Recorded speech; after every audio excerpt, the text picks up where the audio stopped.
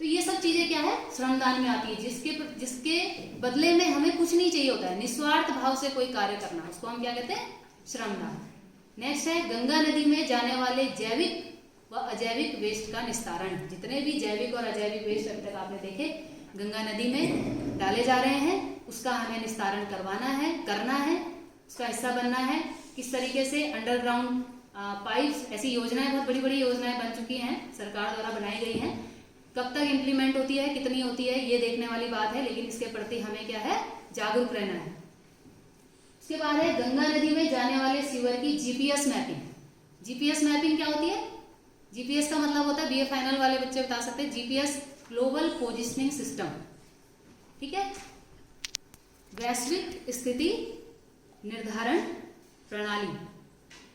ये एक ऐसा सिस्टम होता है जिसमें कुछ इंस्ट्रूमेंट यूज होते हैं, जैसे रिमोट सेंसिंग टेक्निक यूज होती है, एरियल फोटोग्राफ टेक्निक यूज होती है, हवाई जहाज से हम लोग जो है कुछ ऐसे कैमरास फिट करते हैं जो उस एरिया का क्या होता है, इमेज लेता है, ठीक है। कुछ ऐसे सैटेलाइट सिस्टम हैं जो कि उस एरिया के पूरे मैप को जो है कवर कर लेता है, और वो मैप जो है ऑटोमेटिक कंप्यूटर में बनके हमारे पास तैयार हो जाते हैं। पहले की तरह नहीं कि जब जाएंगे, सर्वे करेंगे, नापेंगे, तब हम कोई मैप बनाएंगे। अब ऐसी ऐसी टेक्निक आ चुकी हैं, जीआईएस, रिमोट सेंसिंग, जीपीएस, ऐसी टेक्निक्स हैं जो कि विभिन्न इंस्ट्रूमेंट की सहायता से बड़े बड़े एरिया के छोटे से छोटे, सूक्ष्म से सूक्ष्म जो है हम चीजों को अपने मैप में ले सकते हैं। आप गूगल अर्थ आप खोल के देखिए, अपने मोबाइल पे खोल के देखिए, आपको हर चीज आपको उसमें मिल जाएगी, है ना।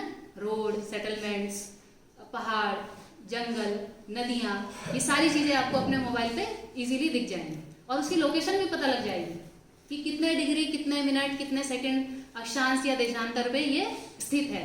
उसको हम क्या बोलते हैं, GPS, global positioning system.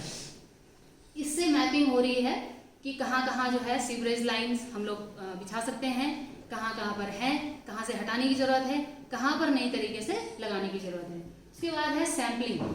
Sampling का मतलब होता है कि पानी का हर जगह पर सैंपल, नमूना लेना। जहाँ जहाँ से गंगा नदी बहकर आ रही है वहाँ से हम पानी के नमूने ले रहे हैं। अभी भी उस पर शोध चल रहा है, बहुत से लोग उस पर पीएचडी भी कर रहे हैं, रिसर्च कर रहे हैं, जो साइंटिस्ट हैं वो भी इस पर काम कर रहे हैं कि सैम्पलिंग लेके पता लगा रहे हैं कि किस एरिया का पानी पीने योग्य है, किस लेवल में है, कितना उसमें मिनरल्स है, कितना उसमें प्रदूषण है। ये सारी चीज़ें सैम्पलिंग के द्वारा हम लोग क्या करते हैं, जानने की कोशिश करते हैं। उसके बाद है घाटों का सौंदर्यीकरण।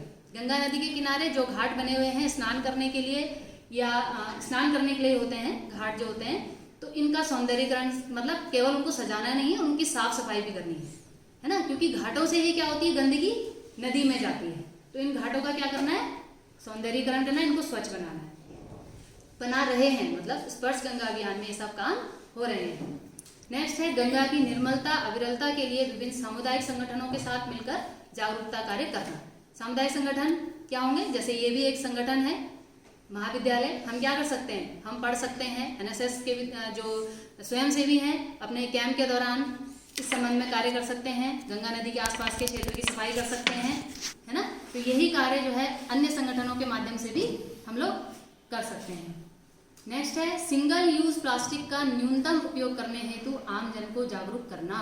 ये सिंगल यूज प्लास्टिक जो मुद्दा है हर जगह आता है। अभी कुछ दिन पहले भी आपने इस बारे में जाना था कि सिंगल यूज प्लास्टिक जो है हमें कम से कम यूज करना है, हो सके तो ना करें, और अगर करें तो बहुत कम करें, क्योंकि प्लास्टिक एक ऐसा तत्व है जो मिट्टी के अंदर जो है घुलता नहीं है, मिलता नहीं है, और वायु को भी प्रवेश करने से रोकता है, जिस वजह से जिस जगह पर प्लास्टिक होता है वहां पर क्या होता है, वो जगह डंप हो जाती है, ठीक है, वो जगह क्या होती है, डेड हो जाती है। वहां पर कोई भी चीज नहीं हो सकती, ना वहां पर वनस्पति हो सकती है, ना वहां पे पानी हो सकता है, ना वहां की मिट्टी ही काम की रहती है, ठीक है। तो हमें प्लास्टिक का यूज जो है कम से कम करना है। स्पर्श गंगा अभियान के अंदर ये कार्य हो रहे हैं। ये इसकी तस्वीरों के माध्यम से आपको दिखाने का प्रयास किया जा रहा है कि ये कौन कौन से कार्य, देखिए स्पर्श गंगा अभियान के अंदर कार्य हो रहे हैं। ये प्रूफ है इस बात का, तस्वीर इस बात का प्रूफ है कि स्पर्श गंगा अभियान में ये कार्य हो रहे हैं। ये देखिए, ये पहाड़ों में जल स्रोतों की सफाई। आपके आसपास जो जल स्रोत है, ये ना समझे कि गंगा नदी के पास ही जाके कुछ काम हो सकता है, क्योंकि जल स्रोत भी यहाँ से मिलके ये पानी भी कहाँ जाना है, नदी में ही जाना है और गंगा नदी में ही इसको मिलना है। तो हमें क्या करना है, अपने आसपास के भी जो जल स्रोत हैं, देखो किस तरीके से इसकी सफाई हो रही है। तो आप लोग इस काम को कर सकते हैं इजीली। ये देखिए गंगा नदी से जो भी कचरा है उसको थैलों में भर के हटाया जा रहा है। ये देखिए गंगा घाटों की सफाई हो रही है। केवल फोटो नहीं है, ये वास्तव में ये काम होता है। ये देखिए स्पर्श गंगा अभियान की टी शर्ट पहनी हुई है लेडीज ने। स्पर्श गंगा अभियान के अंदर जो है ये कार्य भी हो रहा है साफ सफाई का। ये देखिए जैसे आप लोग आज NSS के बच्चे यहाँ पर बैठ के सुन रहे हैं, अभी आप सुन रहे हो लेकिन इन बच्चों ने काम भी किया है, ठीक है। तो आगे आपको जो है इसमें भी कार्य करना है। ये देखिए गंगा नदी से कितना प्लास्टिक निकाला जा रहा है। ये देखिए ये कुछ उलास किया गया है फोटोज़ को, अलग अलग कार्य इसमें दिख रहे हैं। गंगा घाटों की सफाई बेसिकली। ये देखिए कितने बड़े बड़े प्लास्टिक के जो है शीट्स निकाली जा रही है गंगा जी से। ये देखिए ये सारा प्लास्टिक है, जितना ढेर आप देख रहे हैं ना, प्लास्टिक और कपड़े उसका ढेर, ये सारा गंगा जी से निकाले गए। बैनर भी पकड़ा है लोगों ने हाथ में। स्पर्श गंगा कार्यक्रम के अंतर्गत ये कार्य हुआ है। अब हम थोड़ा सा जानेंगे कि ये जो अभियान है इसके प्रेरणा स्रोत कौन है, कहाँ से ये अभियान चला, कौन इसकी हमें प्रेरणा देते हैं, ठीक है। ये देखिए सबसे पहले इसमें जिनका नाम मैंने सबसे पहले लिया था, हमारे पूर्व HRD minister doctor Ramesh Pokhriyal Nishank ji, उस समय मुख्यमंत्री थे जब ये अभियान शुरू हुआ था 2009 में। जिन बच्चों ने नहीं देखा है, सबसे पहले जो उधर बाएं में जो खड़े हैं निशंक पोखरियाल जी हैं। उसके बाद ये गढ़वाल यूनिवर्सिटी के प्रोफेसर हैं, इनके अभी आगे दिखाऊंगी मैं आपको। बीच में अनिल जोशी जी जो जल आंदोलन के प्रणेता रहे हैं, उनको भी अवार्ड भी मिला है, बहुत बड़े हस्ती हैं। ये बीच में जो खड़े हैं इनको मैं नहीं पहचानती, जो सेकंड लास्ट में खड़े हैं, लेकिन और ये बगल में जो है सबसे लास्ट में ये आरुषि निशंक हैं, निशंक जी की पुत्री। इनका भी बहुत बड़ा योगदान है स्पर्श गंगा अभियान। इन्होंने अपने पापा के साथ जो है मिलकर इसमें बहुत सारे कार्य किए हैं और अभी भी कर रही हैं, और बहुत फेमस कथक नृत्यांगना है, देश की बहुत फेमस नृत्यांगना है। माननीय प्रधानमंत्री जी नरेंद्र मोदी जी, जिनके नेतृत्व में ये कार्यक्रम आज बहुत बड़े स्तर पर पहुंच गया है, इनको भी हम जरूर अपना प्रेरणा स्रोत मानना चाहेंगे। ये है आरुषि निशंक जी की पुत्री। इनको जो है ऊर्जा और पर्यावरण फाउंडेशन की ओर से global water woman entrepreneur award 2020 से नवाजा गया इसी कार्य के लिए, क्योंकि इन्होंने गंगा नदी की स्वच्छता के लिए बहुत अच्छे कार्य किए हैं, जिस वजह से इनको ये अवार्ड मिला है। ये पुरस्कार उन्हें केंद्रीय जल संसाधन मंत्री गजेंद्र सिंह शेखावत, ऑस्ट्रेलिया के विदेश मंत्री मैरिस पायने और जल संसाधन मंत्री कीथ पीट ने दिल्ली में आयोजित समारोह में प्रदान किया। आरुषि निशंक पिछले एक दशक से गंगा और उसकी सहायक नदियों के संरक्षण और संवर्धन के लिए स्पर्श गंगा अभियान के तहत काम कर रही हैं।